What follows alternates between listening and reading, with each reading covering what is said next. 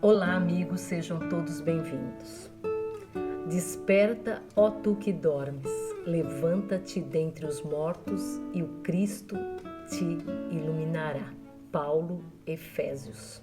O que será que Paulo quis dizer para nós nessa passagem? O que realmente nos garante estar vivos? Um corpo físico? O pulsar do nosso coração?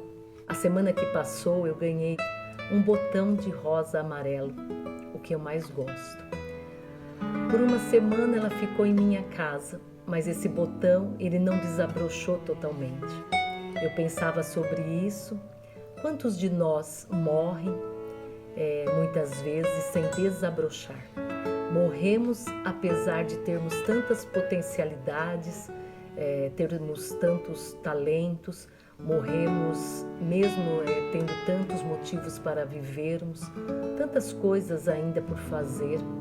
O botão da rosa, ele estava fadado a morrer quando ele foi separado da roseira. Assim é conosco.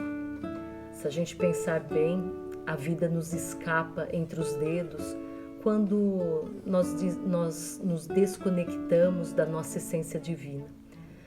Até podemos caminhar por um tempo, guiados por nosso orgulho, por nossa vaidade, acreditando sermos donos do mundo, acreditando que nos bastamos a nós mesmos, que não precisamos de nada ou de ninguém, e principalmente que cuidar das questões morais ou espirituais podem sempre ficar para depois, para segundo plano.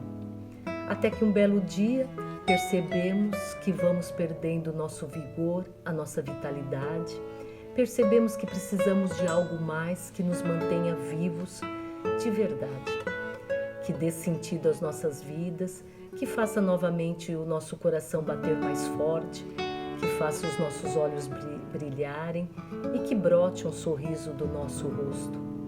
Os amigos espirituais nos dizem que a pior morte é aquela que morre dentro de nós enquanto estamos vivos. Tem pessoas que já morreram faz tempo e nunca desconfiaram disso.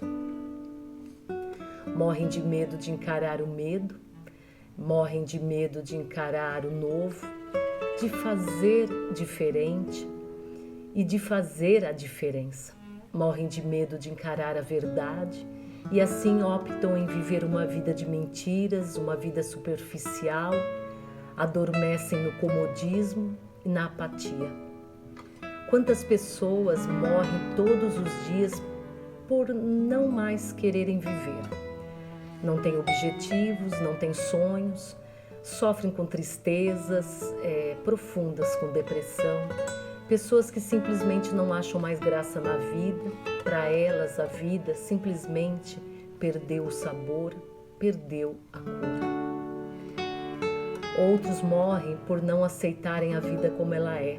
Passam a vida inteira revoltadas, em busca daquilo que não lhes é de direito, se lamentando, querendo colher aquilo que não plantaram, buscando fora de si, nas coisas externas normalmente, aquilo que só encontrarão em sua alma.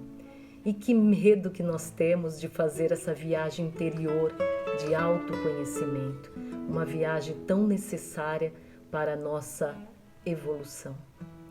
Quantos morrem ao deixar de realizar os compromissos encarnatórios de suas vidas, esquecendo que nenhum de nós está aqui a passeio, mas sim para agora, com mais consciência, nos redimir perante as leis divinas, junto às almas com as quais temos comprometimentos.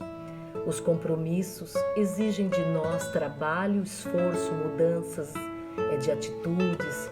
Acho que por isso muitas vezes esmorecemos. Buscamos as facilidades e assim permanecemos nessa letargia, vivendo uma vida morna, deixando o tempo passar, desperdiçando as oportunidades. Na verdade estamos apenas adiando compromissos e responsabilidades. Cedo ou tarde teremos que arcar com esses compromissos. Morremos todos os dias. Quando permitimos que sentimentos de ódio, ciúme, raiva, vingança, inveja envenenem a nossa alma, endurecendo nosso coração. Esses sentimentos são tão pesados que sentimos um peso no peito, né? O nosso coração parece que bate até com dificuldade. Muitas vezes morremos quando deixamos de ser quem somos, para sermos o que os outros querem que sejamos. Não vivemos para nós, mas sim para agradar alguém, para ser aceitos, para sermos ou nos sentirmos amados, por medo de caminhar muitas vezes sozinhos, por medo do desconhecido. Permitimos muitas vezes a opressão. Morremos no silêncio, morremos engasgados nas palavras que nós não dissemos, nos afogamos nos sentimentos de desamor e a falta de amor próprio. A falta de amor próprio, ela mata a nossa vontade de viver. Quantos vivem uma vida de ilusão fora da realidade, desperdiçando oportunidade de evolução, simplesmente porque não sabem viver, e saber viver é pautar a sua vida nas leis divinas, buscando o equilíbrio entre as coisas materiais e as coisas espirituais. Muitas vezes, movidos pelo orgulho e a vaidade, nós criamos as nossas próprias leis, esquecendo que existe uma força maior que rege as nossas vidas. Quantas vezes ouvimos alguém dizer uma frase que é horrível, né? Que chega a doer o coração.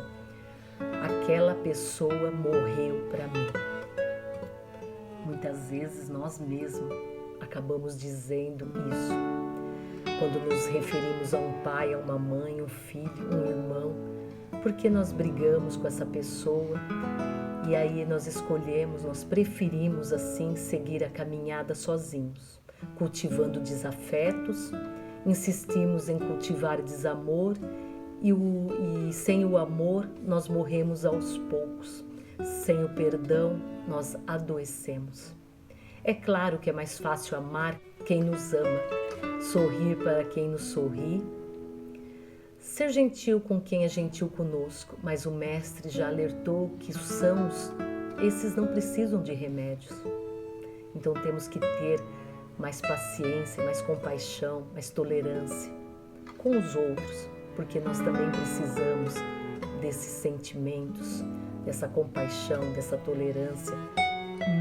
Não está morto aquele que desencarnou, morto está você, morto está eu.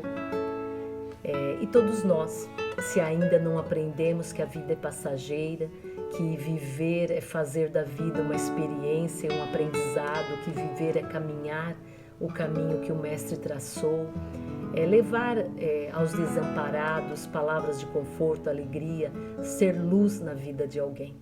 Brilhe a vossa luz, disse-nos o Mestre de forma imperativa. Isso significa que não é um convite, mas sim uma orientação firme, quase uma ordem. Brilhe a vossa luz. Nós morremos se não permitirmos que essa luz brilhe. Morre todos os dias aquele que não é capaz de ver o mundo com os olhos de amor. Faça um teste para saber se você está vivo ou morto. Olhe ao seu redor. É capaz de enxergar a dor do outro? Você tem empatia? Nos sensibilizamos? Nosso coração é tocado? Se meus olhos marejam ao ver o sofrimento e o abandono de um animal, uma criança, um idoso, sua voz se cala diante da injustiça aos mais fracos ou não? É capaz de se alegrar com as coisas simples da vida? Traz gratidão em seu coração? Olhe para a sua vida, olhe para a sua casa, olhe para os seus compromissos. Você tem feito o melhor? E responda a si mesmo. Você está vivo? E aqui nosso Mestre traz mais uma belíssima lição. Que muitos têm ouvidos e não ouvem, têm olhos, mas não vê. Que ninguém morra antes da hora, enquanto o coração estiver pulsando. E só assim, ao desencarnarmos, nos sentiremos plenamente vivos. Só assim teremos paz em nossos corações. Vai chegar um momento que vamos ter que entregar tudo o que temos e vamos seguir apenas com o que somos. E do outro lado teremos que viver, despertar e enfrentar a realidade daquilo que nos tornamos enquanto estivemos na matéria, encarar o que fizemos das nossas vidas, o quanto vivemos, o quanto aproveitamos a vida e as oportunidades que nos foram oferecidas. É claro que teremos novas oportunidades, novas encarnações, a doutrina nos ensina isso, mas não serão essas oportunidades. E quando nós teremos uma nova encarnação, nós não sabemos ao certo. Portanto, o melhor mesmo é viver o aqui e o agora. Eu trago e finalizo a nossa conversa de hoje com uma mensagem de Chico Xavier que diz assim: a gente pode morar numa casa mais ou menos, numa rua mais ou menos, numa cidade mais ou menos e até ter um governo mais ou menos. A gente pode dormir numa cama mais ou menos, comer um feijão mais ou menos, ter um transporte mais ou menos e até ser obrigado a acreditar mais ou menos no futuro. A gente pode olhar em volta e sentir que tudo está mais ou menos. Tudo bem, o que a gente não pode mesmo, nunca, de jeito nenhum, é amar mais ou menos, sonhar mais ou menos, ser amigo mais ou menos, namorar mais ou menos, ter fé mais ou menos e acreditar mais ou menos.